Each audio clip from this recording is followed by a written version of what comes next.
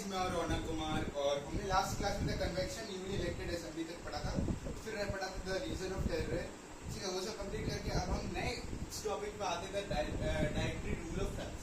तो directly rule किया गया था फ्रेंच के ऊपर, सॉरी, उसके बारे में हम इस टॉपिक पे बात करेंगे। कैसे डायरेक्ट रूल किया गया फ्रेंच के ऊपर, कैसे क्या हुआ उसके बारे में पढ़ेंगे। ठीक है, तो आफ्टर द फॉल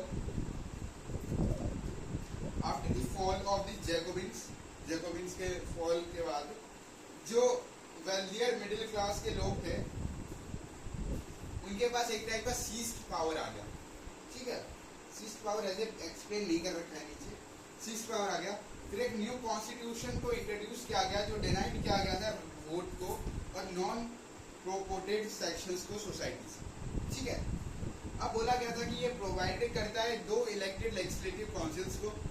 ये काउंसिल्स अपॉइंट किए जाते हैं डायरेक्टली एग्जीक्यूटिव, जो बने रहते हैं 5 मेंबर से। ठीक है, इससे बने रहेंगे 5 मेंबर से बने रहते हैं। ये जो डन किए जाते हैं, प्रिवेंट किए जाते हैं concentration of power in one made hand और अंडर द जैकोबिन्स के अंडर में। ठीक है, कई बार होता क्या है, जो डायरेक्टर्स होते हैं वो क्लैश हो जाते हैं विद द लेजिस्लेटिव के साथ में काउंसिल्स के, और जो काउंसिल्स थे उनको वो डिसमिस हो जाते हैं ये डायरेक्टर्स के साथ। फिर जो पॉलिटिकल इंस्टेबिलिटी पेव्ड किया जाता है, जो वे होता है राइज ऑफ नेपोलियन, जो राइज ऑफ नेपोलियन बोनापार्ट, कुछ नाम लिख रखा है, नेपोलियन का ही नाम है। ठीक है, मैं लिखवा देता हूँ। The political instability paved the way of the rise of Napoleon. This political instability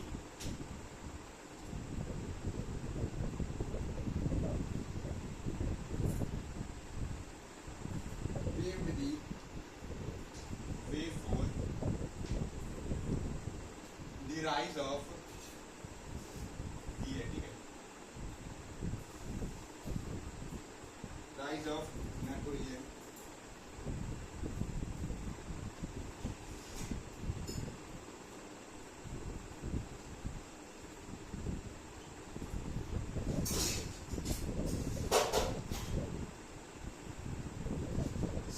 क्या है, जो पॉलिटिकल इंस्टेबिलिटी है जो पेव्ड करती है, जो वे होता है राइज ऑफ नेपोलियन बोनापार्ट।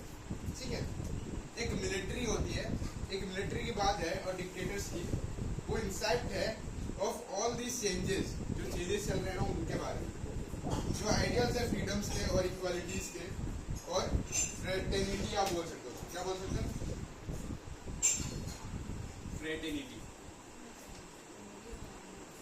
ठीक है, फ्रेटर्निटी बोल सकते हो उसको आप। और जो रिमाइंड करवाता है inspiring ideas that motivated political movement for France.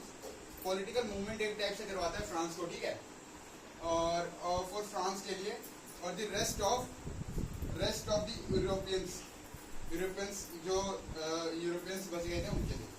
अब था कि वुमेन्स इन रेवोल्यूशन। अब क्या हुआ, वुमेन्स आगे रेवोल्यूशंस में, दंगे वगैरह, लड़ाई वगैरह में कौन आ गया?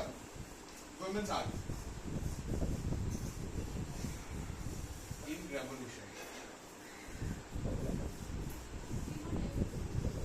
वुमेन इन रेवोल्यूशंस के बारे में अब आप पढ़ेंगे कि वुमेन्स में जो रेवोल्यूशंस, जो वुमेन्स का जो रेवोल्यूशंस हो रहा था एक टाइप का समझ सकते हो, उसके बारे में पढ़ेंगे। वुमेन प्ले करता है एक very significant role France revolution में, क्योंकि ये होप करता है और ये इन्वॉल्वमेंट है वर्ल्ड प्रेशर गवर्नमेंट्स के द्वारा बनाने के लिए, उनके लाइफ को बेटर बनाने के लिए। ठीक है, most of the womens belonging to the third estate work for a living. मतलब कई सारी जो वुमेन्स थी वो बिलोंग करती है थर्ड ई स्टेट से, जो वर्क करती है लिविंग के लिए, मतलब जिंदा रहने के लिए, आपको ऐसे बोल सकते हैं। जो वर्क करते थे as a seamstresses for laundress, sold flower, वो फ्लावर्स को बेचते थे, फ्रूट्स को, वेजिटेबल्स को, in the market, employed as a domestic servants in rich family. तो कहाँ पे करते थे ये सब? Rich family. Most of the women do not have access to education.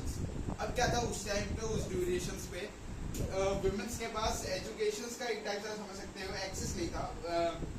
अब एक्सेस और राइट में डिफरेंस है। राइट का मतलब आप समझ सकते हो कि हमारे पास किसी चीज का अधिकार नहीं, ठीक है, और एक्सेस का मतलब हम वो चीज अधिकार तो हमें, लेकिन हम वो चीज कर नहीं सकते। वही था, कई सारे वुमेन्स के पास एक टाइप से एक्सेस नहीं था एजुकेशन ऑफ जॉब ट्रेनिंग्स को करने के लिए एक्सेस एजुकेशन नहीं था। ओनली जो डॉटर्स थे, नोबल्स थे और जो वेल्थियर मेंबर्स थे थर्ड ईस्ट स्टेट्स के, वो स्टडी करते थे एट ए कॉन्वेंट में, ठीक है। अब besides caring for their family, जो फ्रेंच की वुमेन्स है वो कुक करती है, fetch water, stand in queues और bread, look after the children etcetera. ये सारे वेजेस को हम हमेशा लोअर देन द मैन, मतलब जो ये सारे वेजेस है हम मैन से भी एज ए लोअर मानते हैं। Women in France were disappointed with the Constitution of 1799। अब क्या हुआ, 1791 में क्या हुआ, वुमेन्स के जो वुमेन्स थी फ्रांस की वो डिसअपॉइंट होगी कॉन्स्टिट्यूशन जो था 1791 का, क्योंकि ये रिड्यूस करवाता है पैसिव सिटीजन्स को जो ना ही पॉलिटिकल राइट्स है, ठीक है। ये डिमांड करवाता है पॉलिटिकल राइट्स को, इसको। राइट टू वोट क्या है आप बताओ, राइट टू वोट मैंने करीबन 4-5 क्लासेस में आपको समझाया राइट टू वोट क्या होता है। राइट टू वोट का आप हमें एक्सप्लेनेशन आप कमेंट में ही दोगे, मैं नहीं बता रहा हूँ, अब मैंने 4 से 5 क्लास में बता रहा हूँ।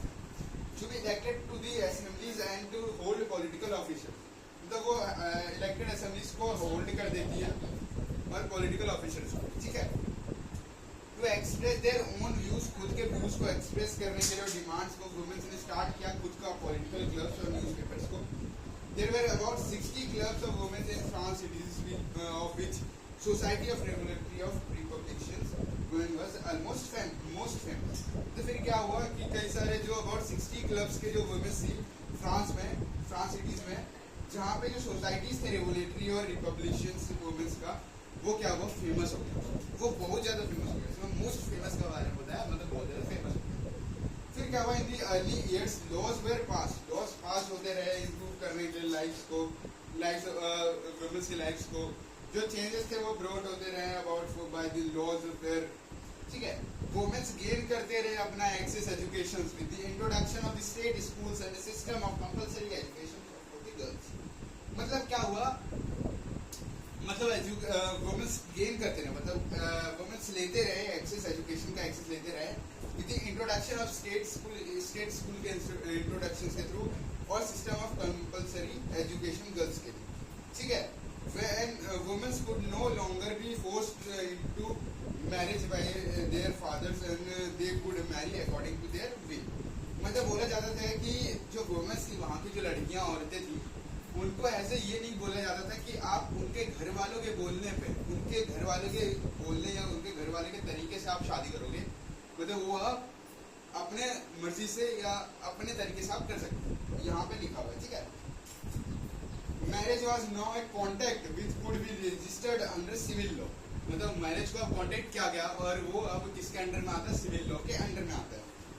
डिवोर्स को बनाया गया लीगल, जो दोनों मैन और वुमेन्स थे वो अप्लाई करने लगे, ठीक है, डिवोर्स के लिए। वुमेन्स को train for job, womens train करने लगी, जॉब्स के बारे में ट्रेन होने लगी। बिकम आर्टिस्ट और रन स्मॉल बिजनेस, मतलब आर्टिस्ट बन गई और छोटा मोटा बिजनेस चलाना स्टार्ट कर दिया, ठीक है। फ्रांस वुमेन्स के पास अब एक नया आता है, France womens got right to vote. अब फ्रांस की वुमेन्स के पास आएगा क्या,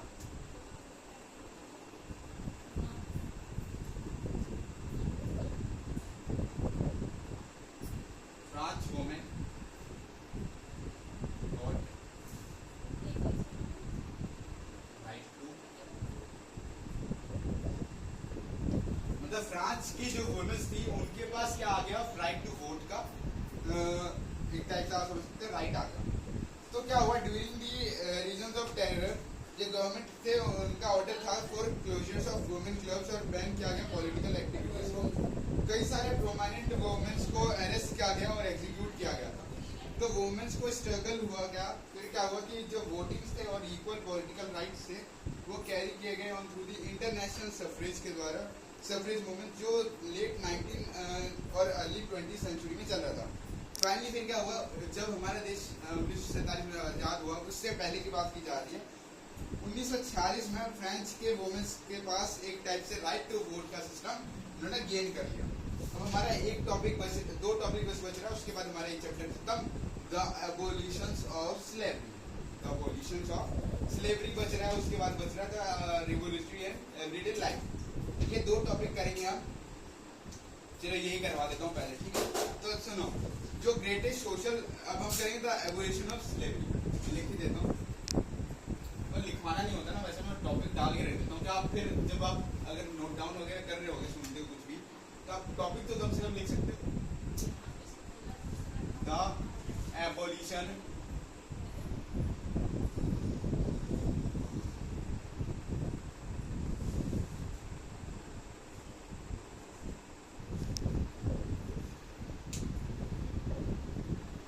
जो खत्म होने लगा, स्लेवरी का स्लेवरी खत्म नहीं होने लगी, उसके बाद में जो ग्रेटेस्ट सोशल रिफॉर्मर्स थे, जो बने थे जैकोब गवर्नमेंट के द्वारा, जैकोबिन गवर्नमेंट जिसको आप बोल सकते हो, ठीक है, गवर्नमेंट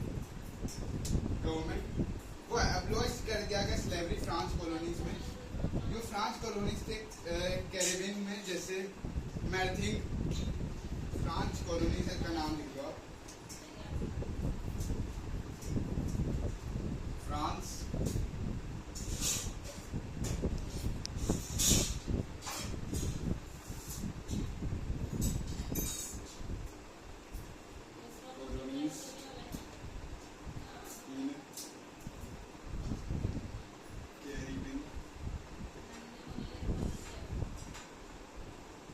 like